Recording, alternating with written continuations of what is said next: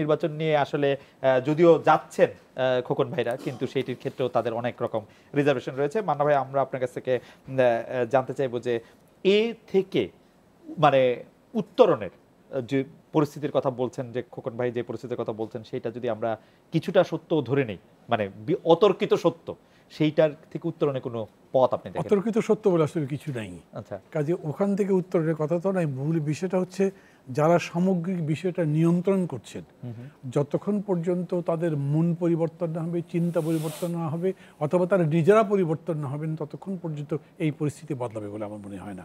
আমি এখনও মনে করি বিরাট আশা উদ্দীপনা সঞ্চার করবার কথা ছিল, কারণ প্রায় 3 দশক পরে নির্বাচন হচ্ছে। কী ধরনের উচ্ছ্বাস! আমি যখন নির্বাচন করেছি, আমি একটা মিলে পরপর 2 বার, আমরা তো উচ্ছ্বাস দেখেছি সবার মধ্যে, ওর ছিটে ফোটাও নাই। এবং একটা সংশয় কেন হবে? ধরলাম আমার সমস্ত কথা ভুল, কিছুই আর হবে না যা যা বলছি, কিন্তু সংশয় তো একদম পুরা ক্যাম্পাস ছেয়ে আছে। সেটা দূর করবার জন্য কোনো প্রচেষ্টা নেওয়াই হলো না, বরঞ্চ সেইখানে আবার ওই যে আপনার কি বলে ট্রান্সপারেন্ট ব্যালট পেপারের বদলে সিল্ড একটা জিনিস নেওয়া হলো, সেটাকে রাত্রেবেলা পাঠানো হলো, তারপর বিভিন্ন জন কথা বলছে। তার মানে কি, যতক্ষণ পর্যন্ত এর বিরুদ্ধে আন্দোলন না হবে, সামগ্রিকভাবে পটটা পরিবর্তন হবে, ততক্ষণ তো কিছু হবে না। আমি এখানে এই প্রসঙ্গে একটা কথা বলি। আমি আশা করছিলাম যে এই পরিস্থিতির বিরুদ্ধে, যে গুমমট একেবারে জমাট বাঁধা পরিস্থিতির কথা বলা যাচ্ছে না, তার বিরুদ্ধে ছাত্রদের মধ্যে একটা আন্দোলন হবে। সেটার সুযোগ এই ডাকসু নির্বাচনকে কেন্দ্র করে হয়তো নেবার চেষ্টা করবে ছাত্ররা। কিন্তু আমি দেখলাম যে 10-12 বছরের যে জমাট পরিবেশ, যেটা একটা শূন্যতা তৈরি হয়েছে, সেরকম কোনো পদক্ষেপ কেউ নিতে পারলো না। এই নির্বাচনের নামে যা ঘটবে, সেটা যদি সাধারণ ছাত্রছাত্রীদের পছন্দ না হয়, তাহলে ছাত্ররা অন্য সংগঠন মিলে কি আন্দোলনের কোনো কর্মসূচি দিতে পারবে? আমি মনে হচ্ছে 30 ডিসেম্বরের পরে তবু সুযোগ ছিল, কিন্তু এখানে সেই সুযোগটাও থাকবে না, কারণ ক্যাম্পাসটা তাদের আমি শুধু একটা ছোট বিষয় জানতে চাই। আপনারা যে বলছেন যে মানে আন্দোলন করার বা যদি প্রতিবাদ করারও কোনো সুযোগ থাকবে না, সেগুলি আরো ডিমোরালাইজিং কিনা, আরো যারা আন্দোলন করতে চাইবে তাদেরকে আরো ছোট করে দিবে কিনা, মানে নাকি? ডিমোরালাইজিং কেন হবে? আপনি তো অবস্থাটা বাস্তব বুঝতে হবে। আপনি মিছিল করতে গেলেই পুলিশ গুলি করবে, জেনে রাখা ভালো। আপনি মিছিল করতে যাবেন তো আপনার পেছনে পুলিশ লাগবে, অ্যারেস্ট করবে, জেনে থাকা ভালো। না হলে আপনি অহেতুক বিপদের মধ্যেই পড়বেন, আপনি বেঁচে আসতে পারবেন না। যে কারণে কেউই বলে না আনপ্রিপেয়ার্ড অবস্থায় আপনি আন্দোলনের মধ্যে যান, বরঞ্চ প্রিপেয়ার্ড থাকেন মানসিকভাবে, অন্যান্য সব দিক থেকে প্রিপেয়ার্ড থেকে যাওয়াই ভালো। আমি মনে করি সেরকম করে ডাকসু নির্বাচনে যারা যাচ্ছেন, তারা পরিণতি বুঝেই যাওয়ার দরকার ছিল। আমি কিন্তু না যাওয়ার পক্ষে কোনো মত দিচ্ছি না। আমি শুধু এটা বলছি, এই পরিবেশ সৃষ্টির আন্দোলনটা আমরা করতে পারতাম সবাই মিলে, সেটা একেবারেই করা হয়নি। মান্না ভাই, আপনাকে অনেক ধন্যবাদ। আক্তার ভাই, আপনার কাছ থেকে অনেক এই বিষয়গুলি আমরা একটু শুনতে চাইবো, যে মান্না ভাই যেগুলি বললেন, খোকন ভাই যেগুলি বলে। ডাকসু ইলেকশন অনেক কথা বলেছেন মাহমুদুর রহমান মান্না ভাই, চলে গেছেন তিনি অবশ্য। খায়রুল কবির খোকন ভাই আছেন, তিনিও অনেকগুলো অভিযোগ করেছেন যে কিভাবে আগামীকাল নির্বাচন করা হবে, তার মোটামুটি ভাবে সব প্রস্তুতি বা নীল নকশা যদি আমি বলি, সেটি সম্পন্ন। এ ব্যাপারে একটু আপনার। আমি মনে করি যে বিএনপি অথবা ওনাদের ছাত্র সংগঠন, ওনারা যতক্ষণ পর্যন্ত একটা পরিচ্ছন্ন ধারণা দিয়ে ডিটারমিনেশন নিয়ে কোনো কাজ করতে না পারবেন, ততদিন ওনারা কিন্তু জয়লাভ করতে পারবেন না। এখন যদি মনে করেন যে আমার ভোট নিয়ে চলে যাবে, অন্যজন ভোট বাক্স করে দিবে, এই গত 1 মাস 9 দিন পর্যন্ত নির্বাচন প্রচার চলা, অ্যাক্টিভিটিস করা, প্যানেল পরিচিতি হওয়া, ছাত্রদের কাছে ভোট চাওয়া, কমিটমেন্ট করা, ইশতেহার ঘোষণা করা, ছাত্রদেরকে আলিঙ্গন করা, একটা ব্যাপক উৎসবমুখর পরিস্থিতি যেটা ছিল না, হচ্ছে। এই ডাকসু নির্বাচনের পরেরটা আরও দেখবেন যে আকর্ষণ হচ্ছে, আরও সুন্দরভাবে হচ্ছে। তো আজকে সময়ের কারণে আমি ওনার রাজনৈতিক বিশাল কথায় যেতে চাই না।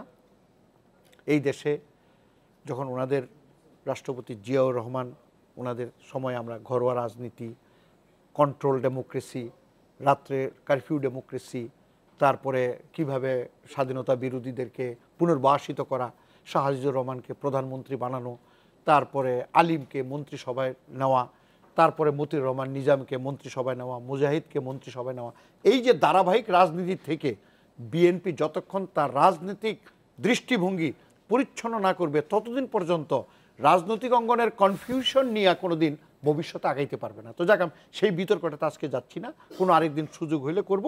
তো এখন রিয়েলাইজেশন হচ্ছে বিএনপির মধ্যে যে আমরা নিজেরা ইন্ডিপেন্ডেন্টলি শক্তিশালী, আমরা কেন জামাতের ইসলামের উপর ডিপেন্ড করতেছি, কেন আমরা ওই গত 20 দলের মধ্যে জামাতকে আমরা ডিপেন্ড করলাম, এগুলির খেসারত দিতে হচ্ছে এক। আর দ্বিতীয়ত হইল ইমাজিনেশন যেটা, হাজার হাজার মানুষ বেরিয়ে আসবে, ভোট কেন্দ্র পাহারা দেব, জনগণ স্বতঃস্ফূর্ত হইয়া ভোট দিয়ে দিব ওনাদেরকে, হোয়াই? আমরা জনগণের জন্য কি করেছি, এমন কি আইডিয়ালিজম, এমন কি ডেভেলপমেন্ট, এমন কি উপহার জনগণকে দিয়েছি যার জন্য জনগণ বেরিয়ে আসবে? তো সেই সমস্ত তুলনায় আওয়ামী লীগ গত 10 বছরে জনগণকে যা দিচ্ছে। আক্তার ভাই, আপনার কাছে এরকম মনে হয় না যে আওয়ামী লীগ যেহেতু গত 10 বছর ধরে যেহেতু ক্ষমতায় থাকলে যেটা হয়, কাজ করলে অনেক ভুলও করে, তো জনগণ সেই ভুলের জন্য একটা হলুদ কার্ড, একটা লাল কার্ড দেখানোর জন্য বেরিয়ে আসতে পারে? তো বেরিয়ে আসতে পারবে। তো একটা কথা, সে বেরিয়ে আসার সুযোগ জনগণ পায় নাই, এই অভিযোগটাই তো করতেছেন। মানে এটাতে আপনি বিএনপি না ধরেন, আপনি যদি ধরতেন আওয়ামী লীগের সমালোচনা করার জন্য, তো আসলে জনগণের মানে গণতান্ত্রিক অবস্থাটাই তো এরকম, যারা কাজ করে তাদেরকে তো আসলে জবাবদিহি। কথা হলো, আপনার অনুষ্ঠানগুলির অধিকাংশ অনুষ্ঠান আমি দেখি, জি, আপনারা এখানে আওয়ামী লীগ সম্পর্কে যেই সমালোচনার অধিকার আপনারা পেয়েছেন, আমি বলবো এই যতগুলি টিভি চ্যানেলে টক শো, একেবারে 7টা থেকে সন্ধ্যা 6টা থেকে রাত 12টা পর্যন্ত যে আলোচনার অবারিত ধারা, সেইখানে তো সমালোচনা হচ্ছেই, এবং সেই সমালোচিত বিষয়বস্তু যেটা পজিটিভ সেটা আওয়ামী লীগ পিক করতেছে, নিজেকে রেকটিফাই করছে, এগিয়ে যাচ্ছে, ইমিডিয়েটলি রেকর্ড ক্লিয়ার করতেছে এই সমস্ত জায়গায়। না করলে আপনি কি এত বড় দেশকে নেতৃত্ব দিয়ে এই আমরা আবার পুনরায় ক্ষমতা আসা, এটা কি সম্ভব ছিল? যাক, আমি সেই বিতর্ক এখন আপনার কাছে আমি যেতে চাই না। আমরা বলতে চাই যে এখন দেশ কিন্তু, মানুষ কিন্তু এই যে সারা পৃথিবীর প্রতিযোগিতায় নতুন কিছু সন্ধানে মানুষ কিন্তু এখন আছে। এই বাংলাদেশ কিছুদিন পরে কর্ণফুলী নদী দিয়ে টানেল দেখবে।